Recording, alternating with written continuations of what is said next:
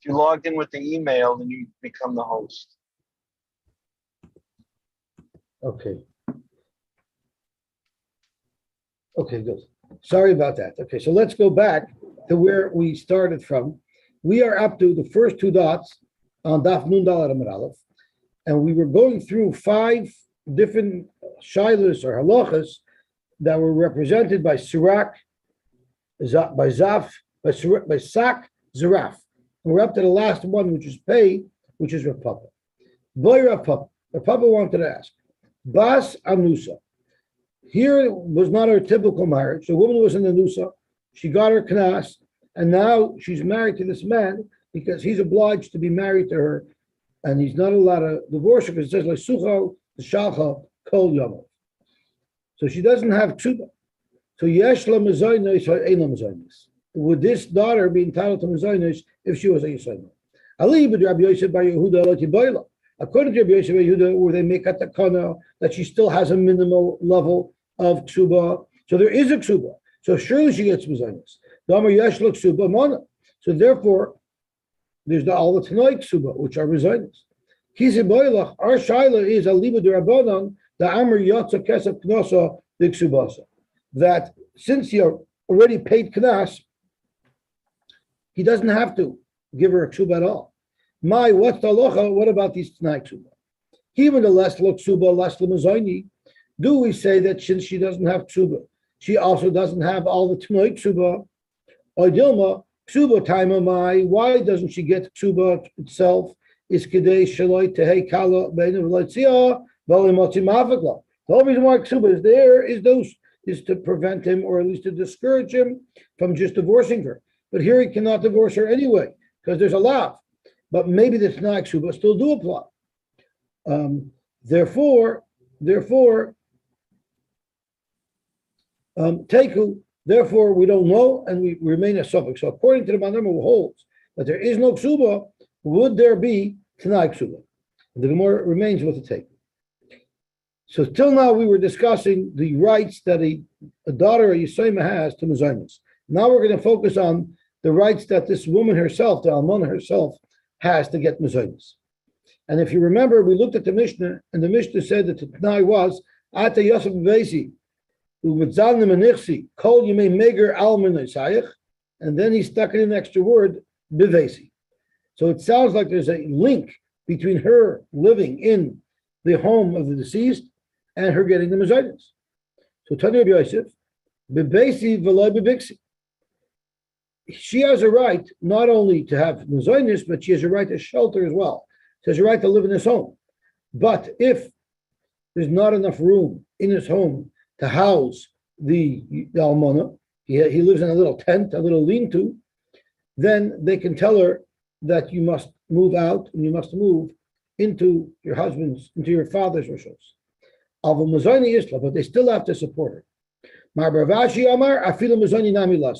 If she's not living in their house, they also don't have support. But for less hilchasa, kamar baravashi. But we don't pass the kamar baravashi. So in fact, even if they cannot accommodate her, they still have to give her mezainis, which is interesting because before the husband died, there seemed to have been room for everybody.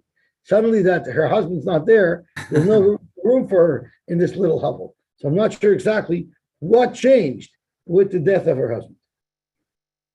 Rav Nachman said in the name of Shmuel, now this halacha that a woman who's an almana gets to live from the estate, that's if she's sort of loyal to her husband, meaning the reason why she's not getting married is because she's saying, I want to still be loyal to my late husband. I'm not prepared to go and start a life again. I still want to be part of his life.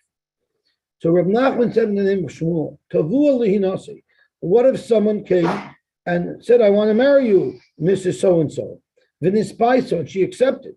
Even though she's not married yet, she merely accepted a proposal, ein lo mezainis. She could no longer take mezainis, because clearly she's no longer loyal to her husband. She wants to start a new life. Not that there's anything wrong with it, but she's no longer entitled to mezainis on the estate. Halonis paisa. So are you suggesting that if she refused the proposal, yesh lo mezainis, then she would get mezainos. Ravanan says we need to get a deeper understanding of what this rule is. This is how I understood Mar Shmuel's understanding. We need a litmus test to know whether or not she's still loyal to the estate, loyal to her first husband, remaining connected to him, or if she's decided now she's going to start a new life. Because once she starts a new life, even if she didn't start it yet, she's already planning to start a new life. She's making the moves to begin a new life. She's no longer considered part of the estate. So someone said, Mrs. So-and-so, please marry me. Amra, and she responds, Machmas Ploni Bailey, I can't marry you. My husband just died. I can't bring myself yet to remarry. I'm still connected to my husband. Then Yesh Lo Mezainos. Then she still gets Mezainos. But what if she says, oh, I'm ready to remarry, but I'm not going to marry you. You don't have a job. You're smelly. You're nasty. I don't want to marry you. A nice, good-looking guy comes who has a parnasa. Maybe I'll take him. So if she says, then Ein Lo Mezainos, because she's clearly shown that she's prepared to get remarried and to move on, except she just hasn't found the right man yet. What about Zinsa? What if this woman, this Almona, was Mizana? Ein Lo Mezainos. That's sort of messing up her relationship with her husband. Rabbi Yosef, Kichla Upirchasa, if she pitched herself up and basically shown that she's looking now to get noticed because she wants to move on, again, Ein Lo Mezainos. Zok to Gemara, Mandam Zinsa, if a woman just had a one-time fling, and that's enough to stop her from getting mezainos, kosher can kichlo pirchasa. Surely, if she's already changed and she's upping her image because she intends to remarry, mandam kichlo pirchasa. But someone who says that only if she's kichlo pirchasa does she lose mezainos, maybe avol zinsa islam. Maybe if she was mezana, she would still get mezainos. That's not a sign that she's severing herself from her husband. She was zinsa. My time of Yetzer Ansa. She was desperate, so she was Mizana. But of course, she doesn't want to pull herself away. She's not looking to get remarried. Maybe she would still get Mizanas. However, the less But Yossi, what's the Isser? What's the Isser on? There's no Isser. Who's talking about an Isser? Yeah, how do you call it Mizana? We're talking about her husband's dead? Right. Yeah, it's not like she's Chayev Misa, but she, as a Penuya, she had a one-night stand. She went to the bar to have fun one night, and she had fun. That doesn't mean she's walking away from her husband. It means she was very lonely one night.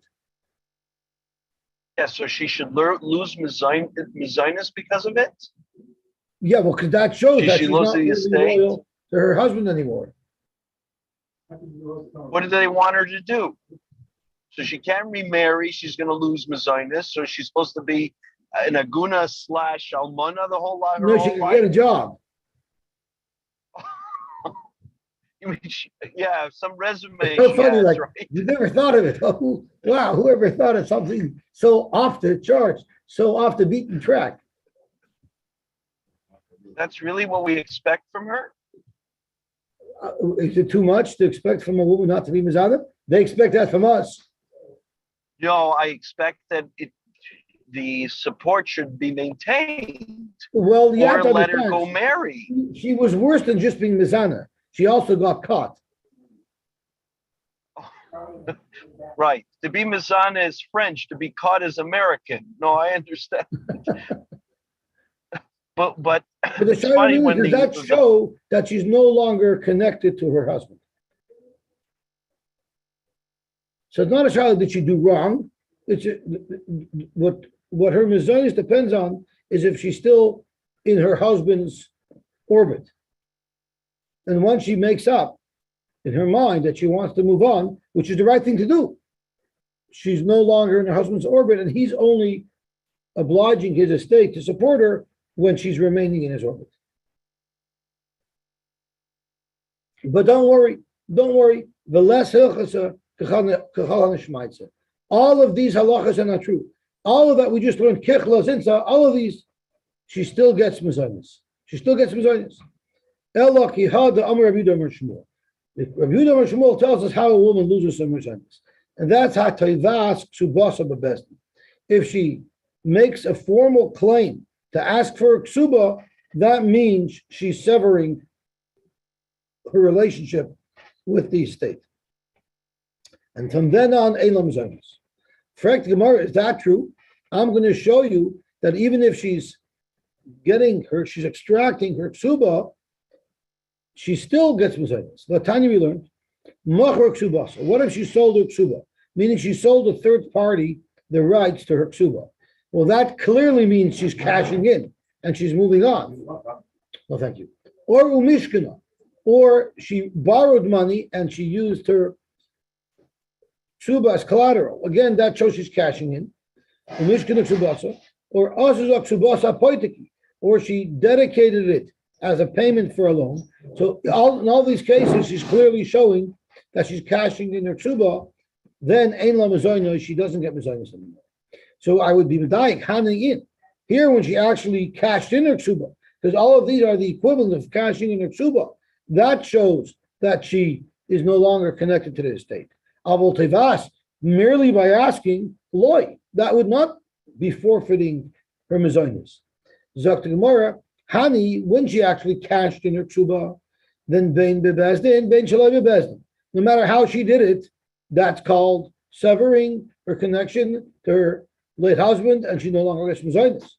But tevas, if she asks for a ksuba, bibezdin, if she makes a formal claim in bezdin, then she'll lose her ksuba. But shaloi bebezdin, but if she made an informal claim, she just told the Yosy Simon, I want you to pay me out. Or she went to her Rav and said, tell them to pay me out. But she didn't make a formal claim in bezdin, loy, she would not lose her ksuba. So therefore, all of these things that we discussed, Tavua, Nespaisa, Zinsa, Kichla, all those things would not make her lose her ksuba.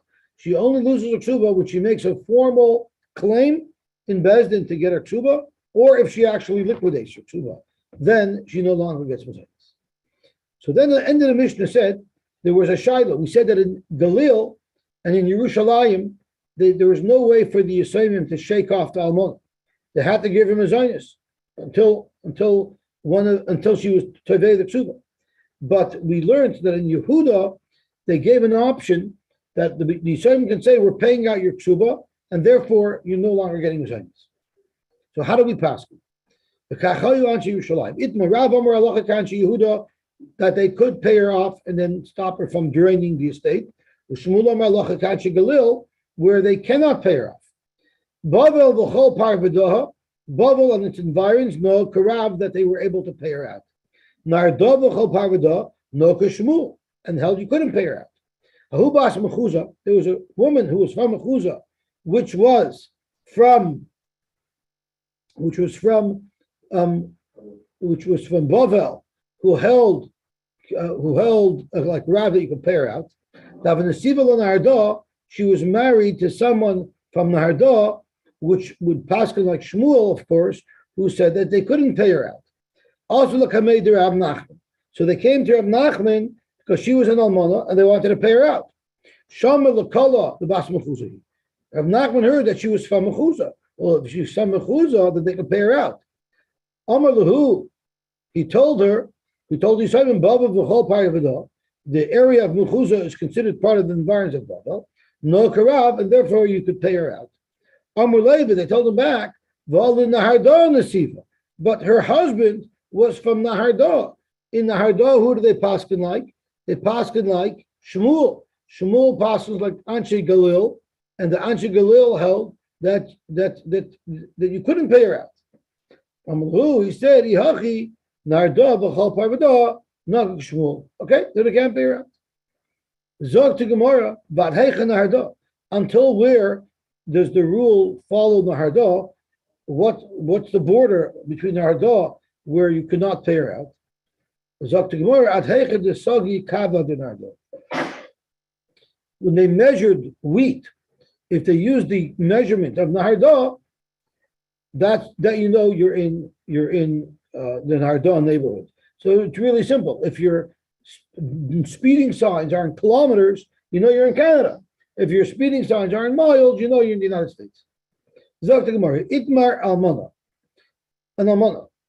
Now, an Almana is cashing out a ksuba. Let's say the ksuba, for argument's sake, is $100,000. She might be wearing clothing that are worth $10,000. And if you count her jewelry, she might be wearing clothing that are worth $50,000. So when they determine how much she has to be paid out, her begadim also belong to her husband. He bought them for her. So can you deduct from the cash payment that they're giving her the value of the clothing that she's wearing? Rav Amar Shaman Mashallah. Of course you can, because that's technically belongs to the estate as well. So whatever she's wearing is deducted from the payout that she gets. Shmuel Amar Ein Shaman Mashallah. When a husband gives something to a wife, it's hers, and it's out of the domain of the husband, and therefore it doesn't count towards the payment of her tshuva. Exactly the opposite would be with a locket.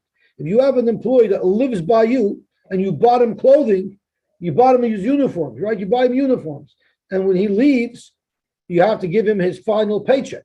So can you deduct from the final paycheck the value of the uniform that you gave him? Or not, that's his. So Rabbi Barman says it's the opposite. In other words, Rav who says Shaman Mashallah, by a wife holds by a locket, she gets to keep it. He gets to keep it. So Zoktimar, if Kana Master the Chain Belocket, if Kana learned that whatever Rav held by an Isha getting a ksuba, that would be the same thing by an employee leaving. And he actually created a simon so we should know that the halacha by an almana is the same as the halacha of a locket. Because he said Yosma, which referring to a locket. Let me just finish this line. Yosma, the locket, Ba'armalta, and the almana, shalach, take your stuff, upoik, and get out. So in other words, if the husband bought her jewelry and clothing during the marriage, what you're saying is therefore it belongs to her and it's not part of the cash out. It is part of the cash, it's part of the value, and it belongs to her. According to Rav, it belongs to the husband, and therefore, if she walks out with that, that comes off what her cash payment will be. Right. But not according to Rav. What happens? Not according to belongs Shmuel. To her. According to Shmuel belongs to her. Right. So can I buy, according to Shmuel, let me buy her a field. Let me buy her stocks and bonds too. You could Why do that. does it? And that belongs to her. So anything she acquires during the marriage belongs to her. Where's the cutting line? Are you suggesting that according to Shmuel, it's not only clothing, it's other things as well? Why are you stopping? What's Shmuel's criteria for stopping at jewelry? Because it's going to enhance the marriage? That's a very good question. That's a very good question. An excellent question, and the Gemara is going to address that directly. That's a very good point. What Akiva is asking very good. What determines what the husband's giving her to keep and what not? That's a very good question. So let's see the Gemara. What about just along those same lines? What about a matana? A matana doesn't really belong to her; it belongs to him. Right. So this is a very good question. How do you determine what? Even if you hold that shaman, even if you hold that not shaman, that the certain things he actually gives her for keeps. What do you include? What you don't include? That's a very good question. So let's see the end of the Gemara and let's see if we could decide for that at the end. Amar Nachman. Even though we have a mission that's going to support Shmuel, where she does keep what's given to her, we pass on like Rav anyway. And the Gemara is going to ask, if the Mishnah says like Shmuel, why would we pass on like Rav? And let's see the Mishnah that passes like Shmuel. Itnan. If someone says, I'm giving all of my nechasim to Hektish, does that mean his wife's got to take off her clothing too and give it to Hektish or not? What would it depend on? If the clothing belonged to his wife or if they belong to him? Exactly the question that we're discussing. Those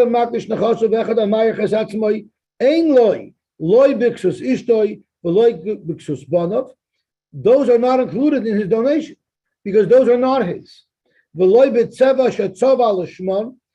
Even if he didn't give the children or his wife clothing yet, but he's in the middle of preparing those clothing, even those are not his, and therefore they don't go to Hektish. even shoes that he purchased for them but hasn't yet given them, those aren't his. So that clearly says that whatever he's given his wife as hers, it's a matana and it's not part of the estate. So they should not be able to deduct payment for that.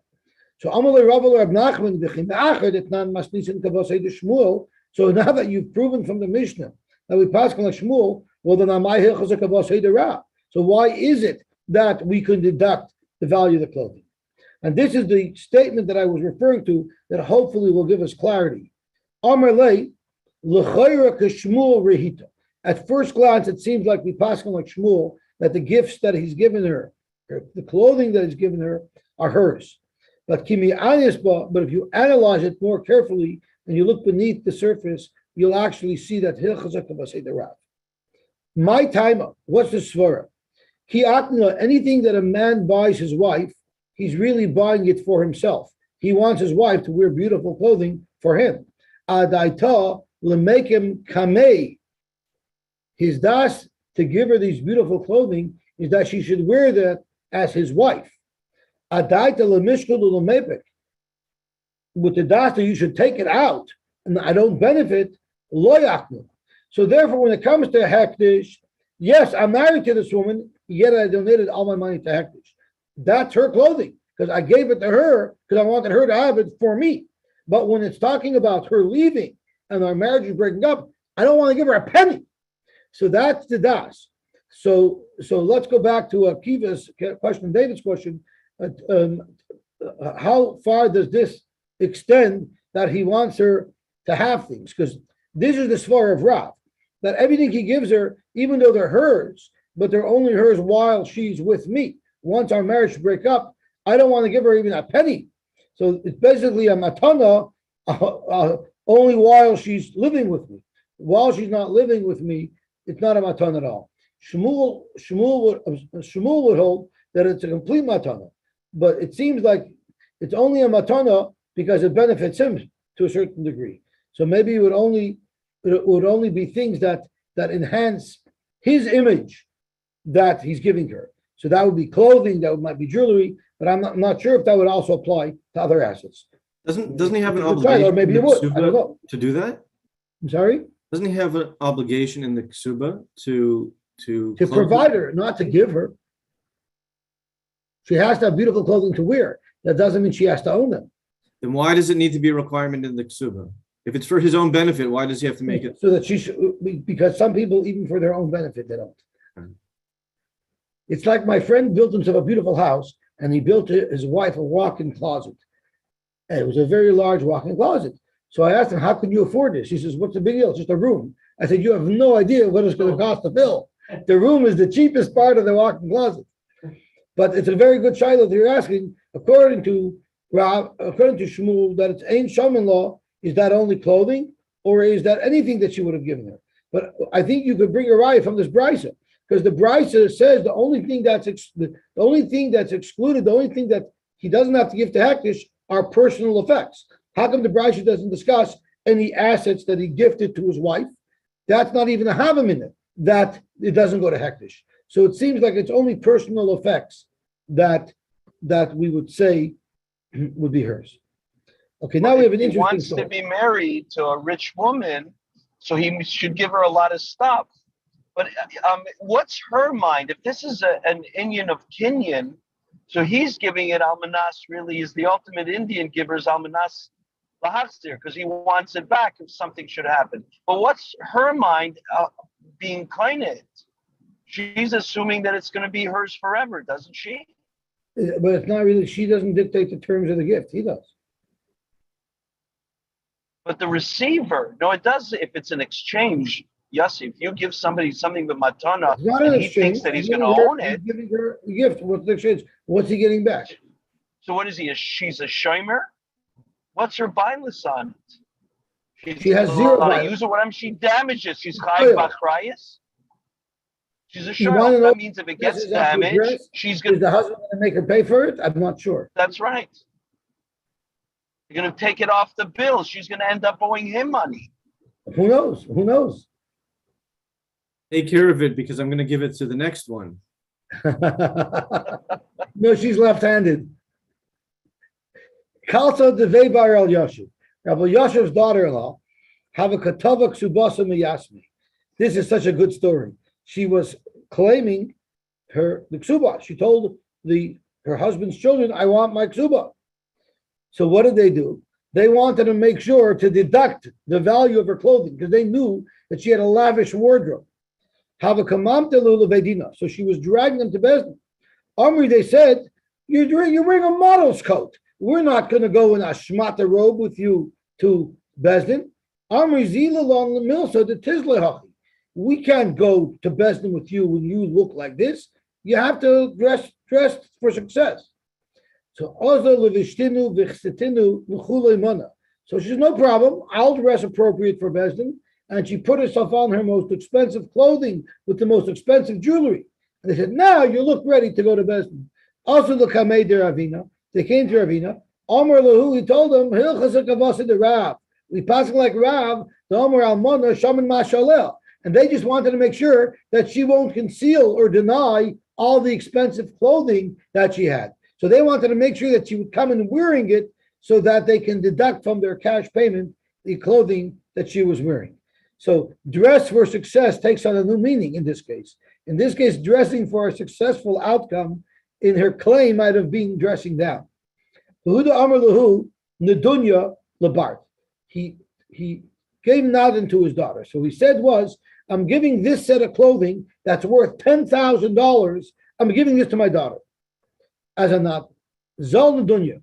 And then by the time the Nisun happened, the cost of clothing went down, and the $10,000 package of clothing is now worth $7,000. So the question is, and then he died. So does the estate have to give her $10,000 value, or could the estate just give her these clothing, even though they're worth less than what the deceased wanted to give her? Amar Bidi Ba'avin Pornoli Yasmi. The Yosy Simon benefit. They just have to give her these clothing, and even though they're worth less than they were when the father promised it. Tahuda Amar Lahu. The opposite case, where things went up. The father promised before he died, Arba Meizuzah Michamra, I want you to give him 400 zuz worth of barrels of wine, and Lebras to his daughter, and the Yakar Chamar, the price of wine went up. So now the 6 barrels are not worth 400 zuz, they're worth 800 zuz. On Rabbi Yosef, Yasmi, they don't have to give the 6 barrels anymore. They only have to give 3 barrels, which are worth the 400 zuz. So either way, the estate benefits. It seems like Rabbi Yochanan's relatives had a lot of problems with claims made against their estates. So they had a problem. Their father was still alive, but the father's wife spent too much money, and she was depleting his resources, and they were afraid that by the time their father died, there would be nothing left for Yerusha. Also, they asked Rabbi Yochanan, what could we do to prevent my father's wife from liquidating his whole estate and before he even dies, and then we're not going to have Yerusha. Amar Lahu, so Rabbi Yochanan gave him an eitzah. Izilu v'amrulay, suggest to your father the following idea. Tell your father to tell her, to offer her. This is an option that she has the right to accept or to deny, and offer her to get this field. He said, this is the chiv mizonis that I have to support you. That's instead of your ma'aseh yadayim, take this field, it'll be yours, and that will be your source of parnasa. So that sounds like a good idea. The question is, how could Rabbi Yochanan give this eitzah? Didn't he just say a couple of days ago that I don't want to be ka'ar chadayonim, and he regretted giving his relatives an eitzah? So Tosfos tells us that the eitzah that he gave here was not an eitzah that they could force upon her. It's something that they would offer her. She had the right to accept it or to deny it in lieu of her mazonis. That would be allowed. In the case of Orchei Dayanim, the eitzah that he gave them would have forced her, because they would have made a deal with the doctor to give him a flat rate on all of her refuahs. She would not have had a choice. So that's why he felt wrong. Here, they're just offering her an option that she could deny if she didn't want. Anyway, also the Kamei de Rish Lakish, the king of Rish Lakish, Amar Lahu, Rabbi Yochanan gave you a lousy idea. Kol Shekain, Shariba Lemazainis. When he said, if you're miyach near a field, That's not saying you're not Mechuyv Mazonis. That's saying about you're Mechuyv full Mazonis. But if there's a shortfall, she can even get from the field as well, over and above her full rights to Mazonis. Amr Lay, so they told Rish Lakish, Rabbi Yochanan Lo Yamarachi. That's not what Rabbi Yochanan said. Rabbi Yochanan said if she accepts this field, then it's limited to that field. Amr Lahu, Rish Lakish said to them, Zilu Havula, you better give her Mazonis.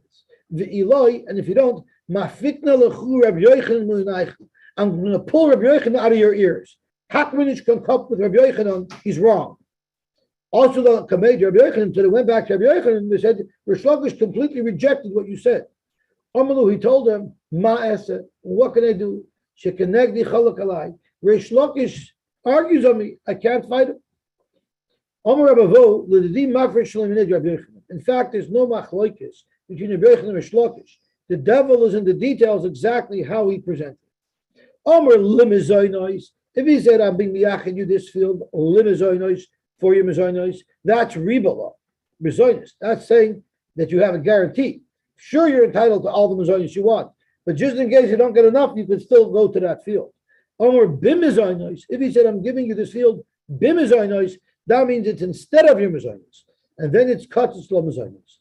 So in fact, they're both right, but I guess when these people presented to Rish Lakish what they did, they said limizoynos, but if they would have said bimizoynos, avada, it would limit their liability.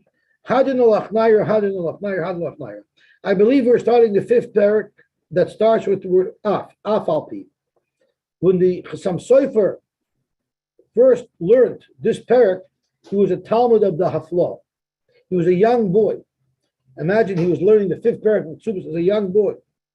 I guess he didn't start with Pesach Masuach at least. So when he started, he asked his Rebbe a question, and the question that he asked his Rebbe is: there's a medrash that says that anytime something started with af, it didn't end well. The Nachash started his argument with Chava, af, that Hashem said you shouldn't eat these pears. It didn't end too well for him. The Sar Ha'oifim, when he presented his dream to Yosef, he started af b'chalomi. It didn't end too well for him either. The third person who used it was Korach. Korach also said af in his attack on Moshe. It didn't end too well for him either. And Haman also started af. Afloi didn't call me. The first one was the Nachash. So all these af didn't end well. So the Chassam Sofer asked the Haflah, why is a parak starting with af? It's a good question. So the Chassam Sofer answered him, interesting to note, it's not just any parak that started with af. It's the fifth parak that started with af. Let's look at the Shloisha Eser Midah Shel Rachamim of the Rebbeinu Shalom that we're invoking now before Slichas.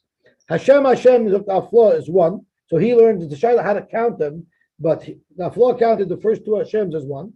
Kael, Rachum, V'chanan, and the fifth one is Erech Apayim, Af. So we said the fifth Midah is Af.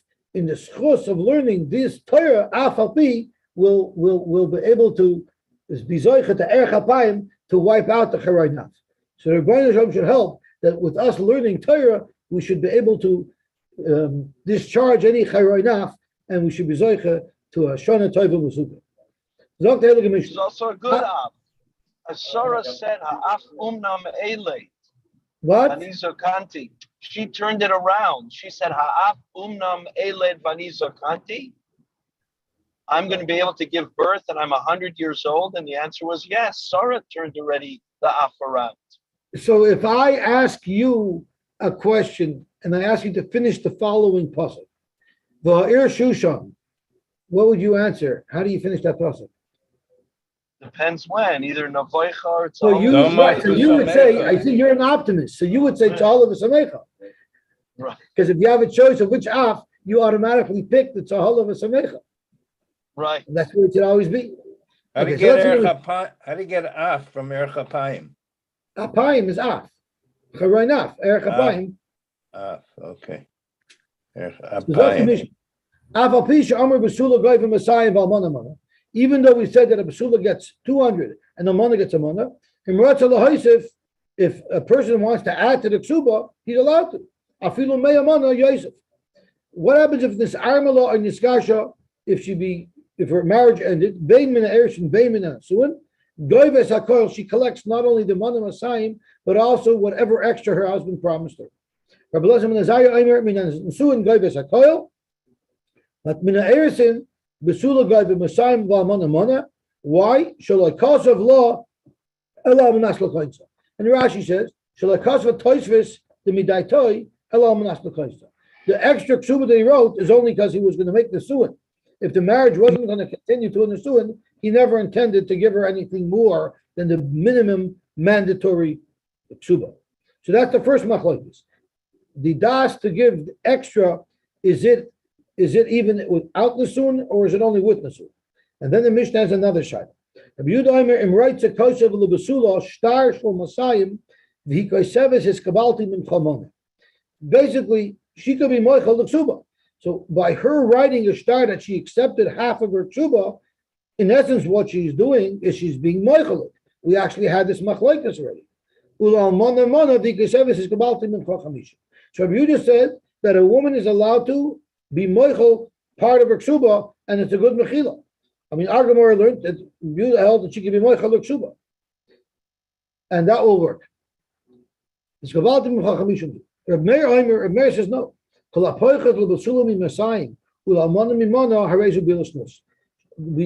don't accept that a woman cannot be moichel ksuba. The ksuba has to be fully enforced, otherwise they're not allowed to remain married. Okay, we'll stop here, and the Mishnah will pick up here tomorrow. Tomorrow, you can see, is a relatively small daf. If we don't learn Tosfos, it's a very small daf, so we shouldn't have any problem staying up with the daf. So tomorrow I'm not going to be here in person. I'm going to say share online. So if Shmuel, you're going to come, you're just going to. So let me show you how to. I'll show you how to turn the television. Have a wonderful day.